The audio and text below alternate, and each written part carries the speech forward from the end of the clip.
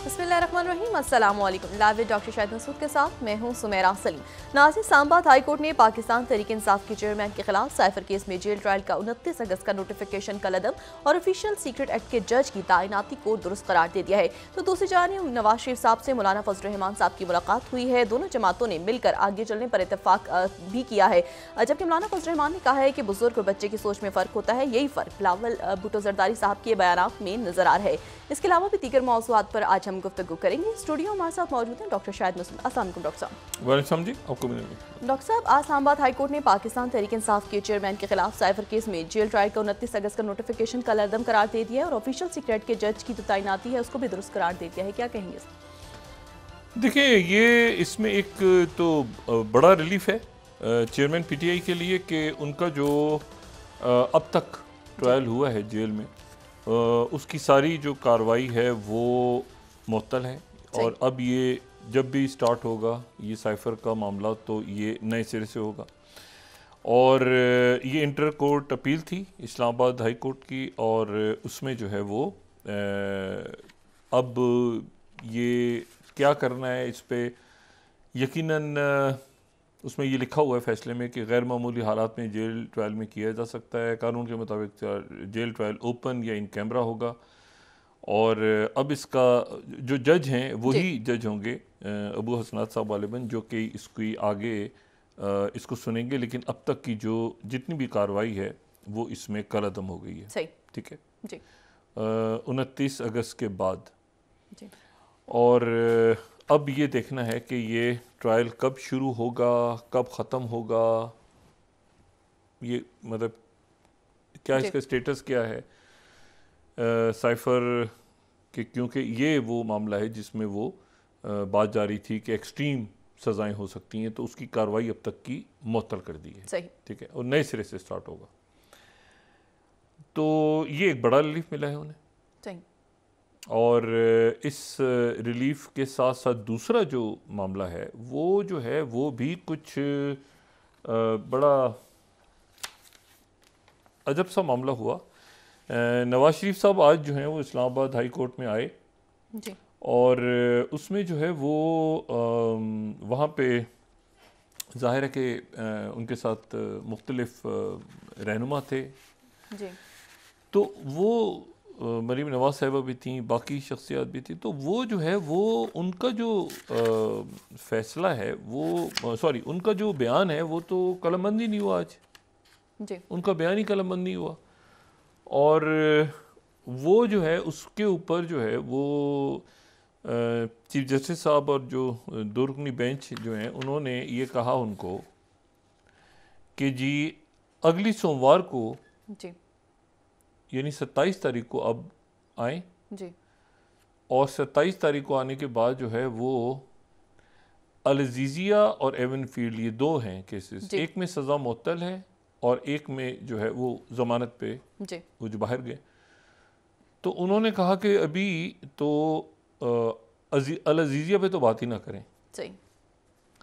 पहले जो है वो एवनफील्ड के ऊपर जी दलाइल दें। तो अगली सोमवार से अब दलाइल शुरू होंगे जो है वो एवनफील्ड के ऊपर, और फिर अल-अज़ीज़िया जो है एक में सज़ा मौजूद है जी। एक में सज़ा मुअत्तल है, सही। और जिसमें सज़ा मौजूद है उसमें ज़मानत पे नवाज शरीफ साहब गए थे। अच्छा, तो अब ये सोमवार से शुरू होगा। मतलब बयानात भी आज को मुकालमा भी शायद साहबान का नहीं हुआ नवाज शरीफ साहब से जी। वहाँ जो है वहाँ पर जो है ये सूरत हाल है कि वो तोशा खाना मुअत्तल है लेकिन वो अंदर है, और वो नैब के जो 190 मिलियन पाउंड की तफ्तीश हो रही है वहाँ पे अंडर ट्रायल है। वो तोशा खाना की सज़ा शायद उधर भी मुअत्तल हुई है और ये दोबारा से स्टार्ट होगा। तो मुझे तो इसमें ये सिर्फ मैं देख रहा हूँ कि ये तो नवंबर का इख्तिताम आ गया जी। और दिसंबर और जनवरी 2 महीने रह गए। फरवरी के पहले हफ्ते में इलेक्शन होना है। तो ये अब पहली या दूसरी तारीख को इलेक्शन शेड्यूल आ जाएगा। किसने लड़ना है, कैसे लड़ना है, कहाँ पे, इतराज़ात आगे पीछे। तो ये तो अभी तक समझ नहीं आ रहा कि ये मतलब देखा जाए तो दोनों ही शख्सियात -2 पे इस वक्त अटका हुआ है ना मुल्की जी। सियासी मंजरनामा। तो कुछ पता चले कि कौन इलेक्शन में हिस्सा लेने के वक्त अहल होगा, कौन नहीं होगा, कैसे सबबंदियाँ होंगी, क्या होगा। तो ये जो है ये मामला जो है ये अब देखते हैं कि किस तरफ जाता है। सही। ठीक है ना। तो अ, मेरा ख्याल ये था कि आज शायद नवाज शरीफ साहब इसीलिए उसमें थे कि बयान उनका रिकॉर्ड हो जाएगा। यहाँ से ये था कि ये साइफर का मामला चलेगा, तो जी। इधर वो पुराना कलदम हो गया, नए सिरे से शुरू होगा, उधर भी नए सिरे से अब जो है वो लेकिन वो 27 तारीख से शुरू होगा, सही। बयान भी रिकॉर्ड नहीं हुआ। जी। तो ये अभी देखते हैं कि ये सब बंदियाँ और ये अदालती फैसले किस रुख पे जाते हैं। सही। दूसरी जो बात है वो बड़ी अहम है। जी। 2-3 बातें बड़ी अहम हो रही हैं। पहली बात तो यह है कि आज अगले चंद घंटों में इस बात की कवी उम्मीद है, इसराइल के तल अवीव के वक्त के मुताबिक 8 बजे उनकी काबीना का इजलास शुरू होने जा रहा है। सही। और उसमें जो है वो इसराइल के वज़ीर आज़म बेंजामिन नेतन्याहू या बीबी नेतन्याहू जिनको कहा जाता है, वो इस बात की मंजूरी देंगे कि कितने कैदियों को रिहा किया जा रहा है आज, सही। या ऐलान किया जा रहा है। ऐलान कतर करेगा। सही। और आज वो किसी एक भी यरगमाली को हमास के कब्ज़े से छुड़ाने में और इस्लामी जिहाद के कब्ज़े से छुड़ाने में नाकाम रहे। मुकम्मल तौर पे शिकस्त हुई उनकी फ़ौज को, और उधर 13,000 से ज़्यादा 13,500 तकरीबन शहादतें उन्होंने बेगुनाह फ़लस्तीनियों को शहीद कर दिया, जिसमें डॉक्टर, सहाफ़ी, बच्चों का तो कब्रिस्तान, इसको वेस्टर्न जो लीडर्स हैं वो इसको बच्चों का कब्रिस्तान कह रहे हैं गज़ा। और एक बंदे को भी नहीं छुड़ा सके 7 अक्टूबर से लेके आज 21 नवंबर ख़त्म होने तो आज जो है वो ये ऐलान करने जा रहे हैं। इसमें जो अभी तक इतलात आ रही हैं वो ये है कि 2 मराहिल हैं। पहले मरहले में जो हमास और इस्लामी जिहाद के, और इसमें कतर का रोल है, इसमें मिस्र का रोल है मुज़ाकरात में, इसमें जो है वो जैक सुलिवन का रोल है, इसमें बाइडेन जो है वो इसमें बिल बर्न्स का रोल है, विलियम बर्न्स का, जो CIA के डायरेक्टर हैं जी।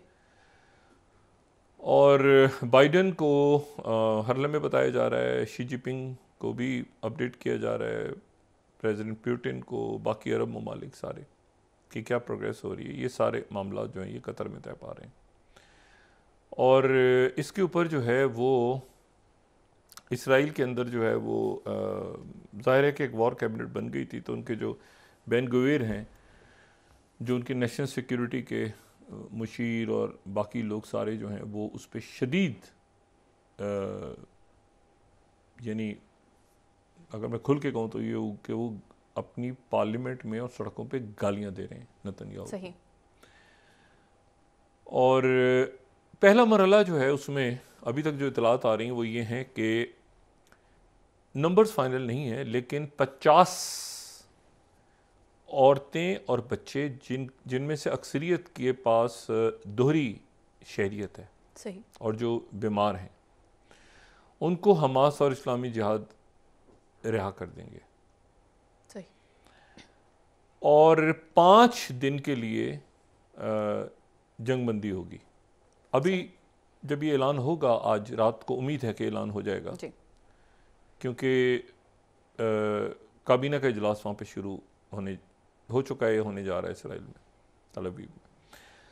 और उसमें जो है वो 50 लोगों को 50 क्योंकि 240 उनके पास जी। या 239 या उससे ज़्यादा भी हो सकते हैं। उनका कहना ये कि ये भी हो सकता है कि इसराइल की जो नंबर्स हैं वो उससे ज़्यादा हमारे पास हम कैदी यानी यरगमाली ले गए हो बना के। सही। तो बहरहाल वो 50 को रिहा करेंगे और जो उसके जवाब में इसराइल अपनी जेलों से जो फ़लस्तीनी कैदी रिहा कर रहा है, औरतें और बच्चे, तो अभी तक 3-1 का फार्मूला तय पाया है। सही। यानी एक के बदले 3, वहाँ से एक रिहा होगा तो यहाँ से जो है वो 3 इसराइल अपने जेलों में से ख़वातीन और बच्चों को रिहा करेगा। सही।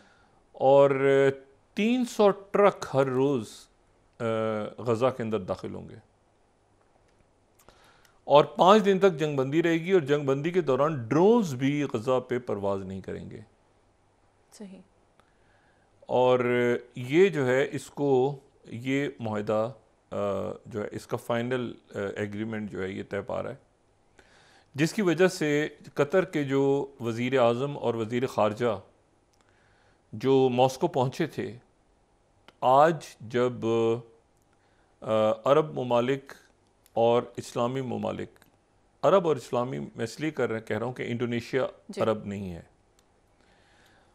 तो ये ममालिक इनका जिनको लीड सऊदी वज़ीर ख़ारजा शहज़ादा फ़ैसल बिन फ़रहान कर रहे हैं, और उनके साथ मिस्र, उनके साथ उर्दन, उनके साथ फ़लस्तीनी अथॉरिटी और OIC के ये तमाम शख्सियात जो हैं ये मॉस्को में आज इनकी वज़ीर ख़ारजा लेवरोव से मुलाकात हुई है। सही। लेकिन उस मुलाकात की तस्वीर में आपको कतर के वज़ीर ख़ारजा नज़र नहीं आ रहे, क्योंकि कतर के वज़ीर ख़ारजा हैं मॉस्को में ही, लेकिन वो मुसलसल चूँकि ये एग्रीमेंट फ़ाइनल हो रहा है तो ये भी मुमकिन है कि वो किसी भी वक्त फ़्लाई करके वापस कतर पहुँचें और वो वहाँ पे इसको अनाउंस करें। वो पहुँचे थे, मॉस्को में ही हैं अभी तक ग़ालिबन, लेकिन ये तेज़ी के साथ ये मुआहदा जो है ये हतमी शक्ल ले सकता है आज। और ये इस्माइल हनिया ने भी, हनिया जो है उन्होंने भी इसका ऐलान कर दिया है, और नेतन्याहू ने तो काबीना का इजलास किया है, लेकिन नेतन्याहू जो है वो मैंने कल भी बात की थी कि यरगमाली कैदी ये सारा कुछ हुआ, लेकिन इसमें इशू ये है कि 13,000 से ज़्यादा मासूम बेगुनाहों के खून का हिसाब कौन देगा, और एक यरगमाली भी नहीं छुड़वा सके। बिल्कुल। तमाम गज़ा को बर्बाद कर दिया, और वो हैं गज़ा में, ये गज़ा में है, कहाँ पे हैं वो अभी वो ज़ाहिर किया जाएगा उनको। सही। और उससे पहले ये ड्रोन की परवाज़ें और सर्वेलेंस और ये सारा यकीनी बनाया जाएगा कि वो जहाँ रखा गया है और जहाँ से लाया जाएगा उनको यरगमालियों को, उसका तरीका भी फाइनलाइज किया जा रहा है। हमास के लोग भी बहुत मुहतात हैं कि उन्होंने जहाँ रखा हुआ है यरगमालियों को या मुख्तलिफ ग्रुप्स में रखा हुआ है तो वो जगह किस तरह से ज़ाहिर ना हो, और वो बहुत ज़्यादा इसमें एहतियात से काम ले रहे हैं कि हमारी वो जगह ज़ाहिर ना हो। सही। और इसी तरह से इसराइल पे बहुत शदीद इस वक्त दबाव है कि ये क्या किया, मतलब ये अभी तो बात हो रही है ना यरगमालियों की, अच्छा इसमें ज़्यादातर लोग वो रिहा हो रहे हैं और ख़वातीन बच्चे जो रिहा हो रहे हैं जो कि जिनके पास दोहरी शरीयत है जी। अच्छा 3-1 का फार्मूला है जी, और 3-1 का फार्मूला अगर तय हो रहा है तो इसका मतलब है कि 50 छोड़ते हैं तो वहाँ से फौरी तौर पे 150 से 200 लोगों के छोड़े जाने की इतलात हैं जो कैदी हैं इसराइल के मुख्तलिफ जेलों में कैदी हैं, और उनकी फहरिस्तें जो हैं वो फाइनल हो रही हैं। सही। अगर ये कामयाब रहा जी, ये हमास और जो फ़लस्तीनी रहनुमा है उनका कहना यह है कि अगर इसराइल ने इसकी पासदारी की, क्योंकि इसमें ज़ामिन अमेरिका है, सही। अगर पासदारी की तो अगले मरहले पे 5 दिन के बाद, जिसमें जंगबंदी होगी, 5 दिन के बाद फिर दूसरे और 300 ट्रक इमदाद के और जो ज़ख्मी हैं वो बाहर जाएंगे, और तो 5 दिन के बाद फिर रिहा किया जाएगा मज़ीद यरगमालियों को, और यहाँ से फिर इस दौरान कैदी मज़ीद रहा। सही। तो ये आप जहन में रखें कि गली शलीत को जब उठाया था 2006 में पकड़ा था हमास ने, 2006 में, और रिहा किया था 2011 में। वो जो कल भी हम बात कर रहे थे कि निगोशिएटर, और एक के बदले 1027 कैदी छुड़वाए थे जी। अभी यहाँ पे इशू ये है कि कैदी तो रह गए एक तरफ, यरगमाली भी रह गए एक तरफ। अब जो दुनिया के सामने बात है वो है कि ये 13,000 जो लोग शहीद हुए हैं, इनका क्या है, इनका क्या सिलसिला, इनका जवाब कौन देगा? और बिल्कुल तबाह करके रख दिया पूरे गजा को, और दरमियान में यहाँ तक चले गए कि न्यूक्लियर बम गिराएंगे, आग लगा दो, मार दो, ख़त्म कर दो। तो ये अगले चंद घंटों में, और अभी थोड़ी देर पहले जो है ये इसमें जो मुकम्मल रिस्ट्रेन का अगर किसी ने मुजाहरा किया है ना, किसी कुव्वत ने अपने आप को, आप समझें कि बहुत ज़्यादा, यानी उन्होंने फ्रंट खोले रखा है लेकिन उन्होंने अपने मुल्क को सकिन नहीं होने दिया। सकिन से मुराद ये कि अंदर नहीं जाने दिया, क्योंकि वो एक मतलब है कि, और वो हिजबुल्लाह है, सैयद हसन नसरुल्लाह। अभी लेबनान में मुसलसल स्ट्राइक्स, जितनी स्ट्राइक्स ये करते हैं उधर से जवाबी स्ट्राइक्स हो जाती हैं इसराइल पे, लेकिन ये है कि वो अभी वहाँ के 2 सहाफ़ी भी शहीद हो गए हैं, और मतलब वो अपना हिसाब बिल्कुल उन्होंने बराबर वहाँ प्रेशर बिल्ड किया हुआ है। लेकिन जो असल मामला है वो ये है कि जो सैयद हसन नसरुल्लाह ने पहली स्पीच की थी तो उन्होंने कहा था कि ये हमास की तरफ से हमें नहीं कहा गया अभी तक आने के लिए, अभी इसको हमास ही संभाल रही है। सही, ठीक है, यरगमालियों, जब ये महसूस होगा कि यरगमालियों को छुड़ाने के लिए वो, क्योंकि देखें बात ये सारी कि एक तो हिजबुल्लाह ज़ाहिर है एम्बुलेंस से लेके और वो डॉक्टर्स लेके तो यहाँ तक गजा तक नहीं आ सकता, वो तो एक अटैक उन्होंने करना था ना, तो अटैक उन्होंने नहीं, वो हिसाब किताब बराबर करते रहे कि इधर से रॉकेट गए उन्होंने 4, एक गया उन्होंने 3 मार दिए, 4 गए रॉकेट्स उन्होंने 6 मार दिए, तो ये उन्होंने नॉर्थ पे उनको इंगेज रखा। अच्छा, एक तो ये डेवलपमेंट आज इसकी तवक्को मैं इसलिए कर रहा हूँ क्योंकि कैबिनेट का इजलास वहाँ पे नेतन्याहू का 8 बजे तल अवीव टाइम के मुताबिक, और उसके में अप्रूवल हो जाएगा तो रात को फिर कतर अनाउंस करेगा। सही। इसी दौरान जो है वो दूसरी जो बात है वो, अच्छा फिर उसमें यह है कि उसमें लिस्टें जो हैं वो फाइनल हो रही हैं, और उसमें जाहिर है कि फिर उसके बाद आगे क्या होगा ये भी चलेगा मामला, इसमें कई दिन लग सकते हैं, इसमें कई दिन लग सकते हैं, ये इसमें डेडलॉक भी आ सकता है, इसमें काफ़ी कुछ हो सकता है, ये कई दिन तक ये मामला चल सकता है, लेकिन ये आज से शुरू हो रहा है। सही। दूसरी बात यह है कि जो वांग यी हैं उनसे मुलाकात कल हुई, उनका स्टेटमेंट आया और उन्होंने बिल्कुल 2 स्टेट सोल्यूशन की बात की, और उन्होंने 2 स्टेट सोल्यूशन और इसराइल की मजम्मत की, उन्होंने फ़लस्तीनियों का साथ देने की बात की चाइना की तरफ से। और आज जो ब्रिक्स का इजलास हुआ है, ब्रिक्स का इजलास में फिर चाइना के प्रीमियर शी जिनपिंग, रशिया के प्रेसिडेंट पुतिन, ये वर्चुअल समिट हुई है, लेकिन इसमें इंडिया के प्राइम मिनिस्टर मोदी शरीक नहीं हुए। सही। और इसमें जो है वो ये ब्रिक्स प्लस का इजलास हुआ है, तो इसमें इसीलिए जो सऊदी, ये ज़हन में रखें कि 3 ब्रिक्स प्लस में 3 ममालिक अभी शामिल हुए हैं अगस्त में, 6 ममालिक शामिल हुए हैं, जिसमें से 3 ममालिक जो हैं वो आप समझें कि मशरिक़ वस्ता, उसको ज़ाहिर मिस्र तो नहीं है, मिस्र आप चलें मशरिक़ वस्ता में लें या इसको अफ्रीका में लें, जहाँ भी लें, लेकिन यह है कि इसमें 3 मुल्क ऐसे हैं जो कि यानी जिनको मीना या मिडिल ईस्ट और नॉर्थ अफ्रीका कह सकते हैं, ईरान, सऊदी अरेबिया और ईरान, सऊदी अरेबिया, मुत्तहिदा अरब अमारात में से 4 ममालिक इधर से आए हैं। उसके बाद जो है वो वहाँ से अर्जेंटीना और एथोपिया, ये ममालिक वहाँ से आए हैं। तो ये जो है ये ब्रिक्स प्लस का इजलास हो रहा है जी। अच्छा, इसमें जो ओपनिंग रिमार्क्स हैं, सबसे सख्त अगर किसी की स्पीच गई है, एक तो सऊदी वली अहद और वज़ीर आज़म शहज़ाद मोहम्मद बिन सलमान की स्पीच, उन्होंने तो कहा असला बंद करें इसको, बिल्कुल इसराइल को असला बंद करें। और ये आप देखें कि डिप्लोमेसी जो की है सऊदी अरेबिया ने शुरू, सऊदी अरेबिया, कतर और ईरान, इन तीनों को, और टर्की, इन तीनों के अपने अपने अंदाज की जो डिप्लोमेसी है उसको देखें तो आपको इतनी कोऑर्डिनेशन मिल रही है इसमें कि एक तरफ कतर जा रहा है, कतर बात कर रहा है, उधर से ईरान एक्टिव है, उधर से सऊदी अरेबिया ने एक बिल्कुल आप समझें कि ब्लिंकन से मिलने से इनकार कर दिया यानी शुरू में ये ना ब्लिंकन खड़े हुए हैं और मुलाकात ही नहीं हो रही, वो मतलब है, और वो बाकायदा लीक हो गया कि 2 बजे रात को बुला के सुबह ब्लिंकन से वापस जाए, और प्रेसिडेंट बाइडेन को आना पड़ा, और वो भी उसमें, और वो जो हैं वो यानी सऊदी अरेबिया ने बिल्कुल ऐसी पोजीशन ली कि दरमियान में प्रेसिडेंट बाइडेन ने भी जो बात करते रहे, वो बाइडेन वो तो कतर के अमीर से ही बात करते रहे कि ये यरगमाली छुड़वा दें, ये कर दें, वो कर दें। और फिर एक और बात बड़ी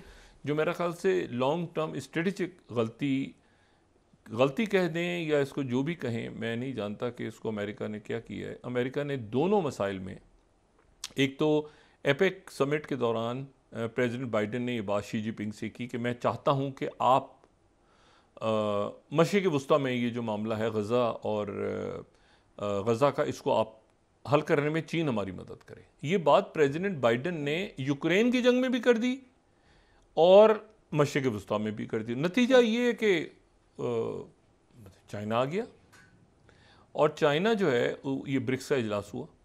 अच्छा, ब्रिक्स के इजलास में तो जो साउथ अफ्रीका, अब देखें ना, इसमें ब्रिक्स में साउथ अफ्रीका भी है परमानेंट मेंबर्स में से। बाकी मेंबर्स तो आ गए हैं, लेकिन वो जनवरी से ऐड होंगे इसमें, जो प्लस हैं मेंबर्स। और फिर जब इसमें 37 या 50 या बाकी ममालिक आएंगे तो पता नहीं इसकी क्या शक्ल बनेगी। और ब्रिक्स की, मैं आपको ब्रिक्स की जो बुनियाद है ना बनने की, ब्रिक्स क्यों अचानक दुनिया में आ गया है, ये भी समझना जरूरी नहीं है कि क्यों दुनिया चली गई है ब्रिक्स ब्रिक्स ब्रिक्स, क्या हमें ब्रिक्स में जाना है, ब्रिक्स में जाना है। उसकी वजह यह है कि डॉलर को हथियार के तौर पे यूज किया है। जब आप डॉलर को एज अ वेपनाइज यूज करेंगे ना, देखिए मैं किसी मुल्क में कोई सरमायाकारी करे जाके, कोई अपने पाकिस्तान ने अपने पैसे रखे हुए हैं डॉलर्स में ट्रेड हो रही है, अब अचानक पता चले कि आपने सैंक्शंस लगा दी, और ये हुआ है रशिया के साथ कि आपने उनके डॉलर्स को आपने वेपन के तौर पे यूज किया, फर्क कोई नहीं पड़ा उनको, रशिया को, इसलिए कि फौरी तौर पे चाइना, बाकी दुनिया कहीं स्टैंड बाय थी तो रशिया। लेकिन अगर वो तो सैंक्शंस का हथियार खत्म हो चुका है। देखिए 2 ही पावर्स हैं ना, किस अमेरिका के पास अभी तक 2 पावर्स रही हैं। एक उनके पास रही है हमला कर दो, अटैक कर दो, दूसरी ये है पाबंदियां लगा दो। पाबंदियां फेल हो चुकी हैं। ईरान पे पाबंदी लगाई, कोई फायदा। आप रशिया पे पाबंदी लगाई, कोई फायदा। पाबंदियों का दौर गया, ठीक है ना, कि आप IMF के ऊपर हाथ मरोड़ रहे हैं, ये करें, तो लोग ग्रेजुअली। अब मुझे ये बताएं, इंडिया है जी, इंडिया जो है वो आपके ख्याल से अगर उसने चाइना के साथ कुछ तिजारत करनी है या उसने रशिया से, तो इंडिया पहले अपनी करेंसी को डॉलर में चेंज करेगा, डॉलर में चेंज करके फिर वो उस मुल्क की करेंसी में, मतलब ये एक अजीब सी जो है ना, अजीब सी खिचड़ी पक गई है कि पहले ये था भाई कि आपने डॉलर्स दे दिए, डॉलर्स में आपकी ट्रेड हो गई दूसरे मुल्क के साथ। अब जब आपने पाबंदियां लगा दी हैं तो वो मुल्क, उस लोगों ने जिंदा तो रहना है ना, ये लोग मर जाएं उस मुल्क के, ऐसे ही है।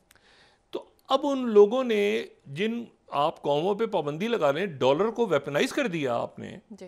तो उसके नतीजे में इनसिक्योरिटी पैदा हुई। उन्होंने कहा ठहरो यार 1 मिनट, ये कल को तो पता चला ये स्विफ्ट भी खत्म कर दिया, बैंक भी बंद कर दिए, ये भी बंद कर दिया, तो मुतबादिल रास्ता निकालो। तो दुनिया अपनी ये ब्रिक्स वहीं से तो उठा है कि भाई एक मुतबादिल तो रखो, ठीक है ना। ऐसा तो ना हो कि कल को जो पाबंदियां लगी तो सारा अकाउंट ही फ्रीज हो गए जी। तो ये उसके बाद उन्होंने जेनोसाइड का लफ्ज़ इस्तेमाल किया साउथ अफ्रीका ने। साउथ अफ्रीका के प्रेसिडेंट ने लफ्ज़ इस्तेमाल किया है जेनोसाइड, यानी कत्लेआम जो गजा में है वो कत्लेआम हुआ है जी। और इसमें अभी यकीनन प्रेसिडेंट पुतिन सब ने बात, अच्छा इंडिया से उनके वजीर खारजा जयशंकर जो हैं उन्होंने मुलाकात, तो उसमें जो है वो इसमें इम्पोर्टेंट बात यह है कि जयशंकर जो हैं उन्होंने खिताब किया है इंडिया से, प्राइम मिनिस्टर मोदी ने नहीं किया। सही। अब इसमें प्राइम मिनिस्टर मोदी ने एक पोजीशन ली है जो कि पोजीशन तमाम दुनिया से मुख्तलिफ है। आयरलैंड में आपको पता है कि शिन फेन, यानी पूरी दुनिया से मैक्रों की बात हुई है आज शी जिनपिंग से, सही। चाइना के प्रेसिडेंट की बात हुई है और एक ही टॉपिक डिस्कस हुआ है, गजा का सीज फायर। देखिए दुनिया, आपको ये ग्लोबल साउथ अफ्रीका, ये मतलब मुझे नहीं पता, और ये मुल्कों की हुकूमतें आती हैं जाती हैं, लेकिन कुछ स्टेटिक पॉलिसीज होती हैं ना मुल्क की जी, वो उसमें जो भी कामयाबी हो ना हो, कश्मीर पे एक स्टैटिक पॉलिसी है पाकिस्तान की, वो कुछ भी हो जाए कश्मीर अपनी जगह, या ये कि और हवालों से एक पॉलिसीज होती हैं। अब मसला ये है कि ये जो पहला मुल्क अगर किसी ने, नॉन अरब मुल्क अगर किसी ने फ़लस्तीन को कब किया था, एक्सेप्ट किया था 48 के बाद, नॉन अरब मुल्क, वो तो इंडिया था जी। और उस वक्त गांधी जी और जवाहरलाल नेहरू तो उसके बाद वो सारा करते कराते, लेकिन जो अब इंडिया के हीरो हैं इस वक्त, वो गांधी जी चूँकि हैं नहीं, वो तो सरवारकर हैं और नथुराम गोखले हैं। तो उस ज़माने में जब ये हिंदुत्व की तहरीक बनी थी, तो सरवारकर और इनके जो बाकी लोग थे सारे, वो ये कहते थे कि जी 2 ही मुल्क हैं यहाँ पे, और मतलब हालांकि ये 1920 के अंदर, उस वक्त इसराइल नहीं बना था, ये उससे पहले उनकी जो तहरीरें हैं। तो अगर सरवारकर, जो वीर सरवारकर उनके रहनुमा, जिनको गिरफ्तार कर लिया गया था नथुराम गोखले के साथ, जिसने गांधी को मारा था, तो वो ये कहते हैं कि जी ये तो एक फूल की तरह इसराइल अगर तकसीम हो जाता है, और ये और हिंदू जिस तरह से हैं यहाँ पे, तो वहाँ पर उसी तरह से इसराइल है, और इस धरती पे 2 कदीम कौमें ही तो आबाद हैं, एक बन इसराइल है और एक जो है वो हिंदू हैं, और बाकी तो ऐसे ही आ गए दरमियान में। तो वो उनकी वो जो तहरीरें थीं, अच्छा मैं उस शख्सियत की बात कर रहा हूँ जिन्होंने हिंदुत्व की बुनियाद रखी। सही। और जो नथुराम गोखले ने कत्ल करने से पहले गांधी जी से एक दिन पहले जो मुलाकात हुई, इसको गिरफ्तार कर लिया गया था सरवारकर को, बाद में छोड़ दिया गया। अब मसला ये है कि अगर आप उनके नजरियात को अपनी हिंदुत्व की पॉलिसी बना के अपनी फॉरेन पॉलिसी बना दें,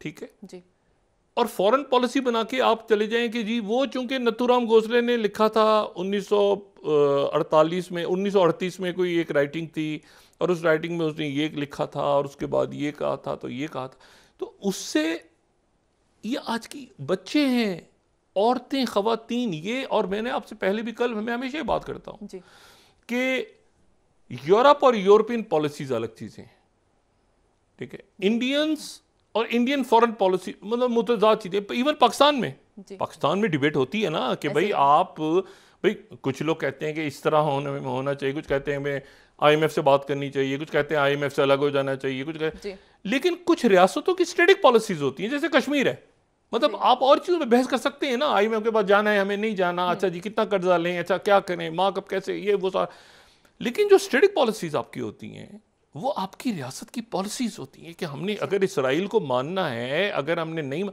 अचानक आपने, अच्छा ये भी छोड़ दें, ये इसराइल और ये मानने की बात भी छोड़ दें, 13,000 बच्चों के, ख़वातीन के कत्ले आम पर खामोशी, और आज जाके जयशंकर जो हैं, उन्होंने, जयशंकर जी ने कहा कि भारत जो है वो 2 रियासती फार्मूले पे यकीन रखता है, लेकिन साथ उन्होंने फ़लस्तीनी शहादतें जो हुई हैं उनके लिए कोई बात नहीं की। सही, ठीक है।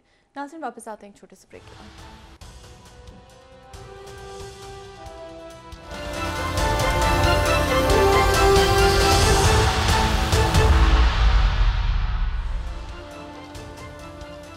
वेलकम बैक नाज़रीन। डॉक्टर साहब, आज जो है नवाज शरीफ साहब की और मौलाना फजल रहमान साहब की मुलाकात हुई है, दोनों जमातों ने मिलकर आगे चलने पर इत्तेफाक किया है, क्या कहेंगे इन मुलाकात?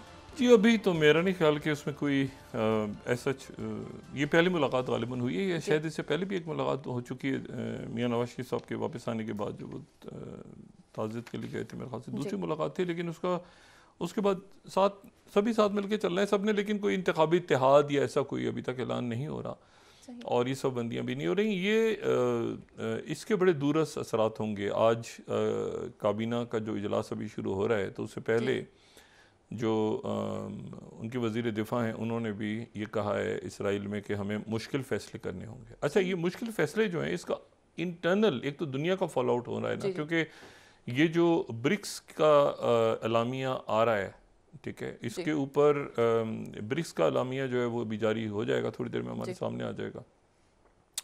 उसमें फ़लस्तीनी रियासत की बात की गई है, और जो मैंने आपसे कहा कि साउथ अफ्रीका तो उसमें यहाँ तक जा रहा है कि इसको लेके जाएं इंटरनेशनल जो क्रिमिनल कोर्ट है वहाँ तक जाएं और जंगी जराइम के केसेस चलाएं। इसमें जो दूसरी, लेकिन एक मैं इसके थोड़ा सा टाइम में एक और मामले पे लूँगा कि ये जी। ब्रिक्स प्लस जो हुआ है ना, उसमें एक ऑड पार्टनर आ गया है जो सबके लिए बड़ा मसला होगा आने वाले दिनों में, और वो अर्जेंटीना का है। सही। अर्जेंटीना में इलेक्शंस हुए हैं जी। और वहाँ पे जेवियर मिलाए जो हैं वो इलेक्शन जीत गए हैं। अर्जेंटीन अभी एक बड़ा ज़बरदस्त मुल्क है लातीनी अमेरिका का, लेकिन ये जो वहाँ पे साहब जीते हैं इलेक्शन, ये जो हैं ये अपने आप को एनार्को कैपिटलिस्ट कहते हैं। यानी ये जो हैं ये चाइना की बड़ी इन्वेस्टमेंट्स हैं अर्जेंटीना में, और अर्जेंटाइन जो है उसके ऊपर बहुत बड़ी तादाद में लोन भी है, IMF के शिकंजे तले वो फंसा हुआ है। तो अब जो है ये एक बड़ा मसला हो गया। ये मैं जो यानी वॉल स्ट्रीट जर्नल इनकी फतह पे ये कह रहा है, जो 7वीं स्लाइड है, कि Javier Milei self describe anarcho capitalist is elected president of Argentina. अच्छा, अब ये अमेरिका के लिए भी मसला है, ये अमेरिका को भी कोस रहे हैं, ये पोप को भी बुरा भला कह रहे हैं, ये चाइना को भी बुरा भला कह रहे हैं, और ये पॉपुलिस्ट हैं। और यानी पॉपुलिस्ट यानी इनको एक ही शख्स आलमी मंजरनामे पे अगर कोई शख्स इनके साथ चलता है, चलता हुआ नज़र आता है, तो वो शख्स जो है वो सिर्फ डोनाल्ड ट्रंप है। और ये मैं नहीं कह रहा, ये वाशिंगटन पोस्ट कह रहा है। सही। 9th स्लाइड, वो Argentine set for sharp right turn, इंतहा पसंद दाएं बाजू का पॉपुलिस्ट आदमी turn as Trump like radical wings presidency. अच्छा, ये अमेरिका ये सबके लिए मसला है। अभी कह रहा है डॉलराइजेशन करूंगा। डॉलराइजेशन वो ऐसी डॉलराइजेशन है जो पॉसिबल ही नहीं है। सही।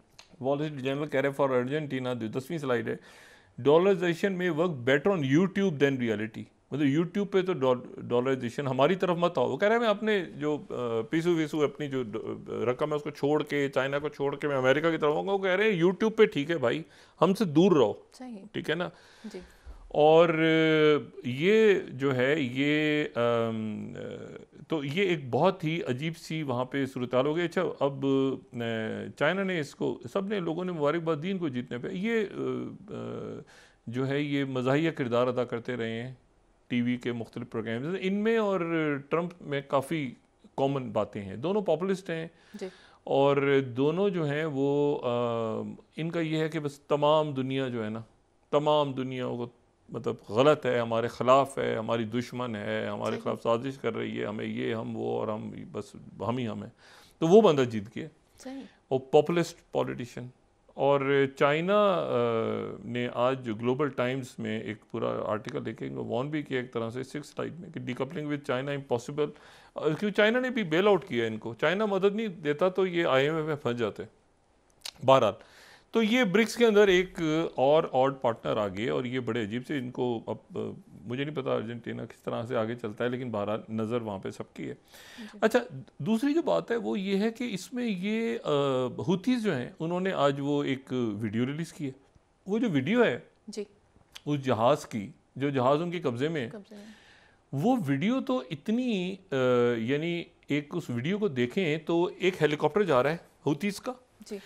और वो हेलीकॉप्टर प्रॉपर लैंड हो रहा है, उसमें से हुतीज़ उतर रहे हैं जी। ठीक है। ये उन्होंने जहाज को किस तरह से अगवा किया है उसकी वीडियो जारी की है उन्होंने। सही।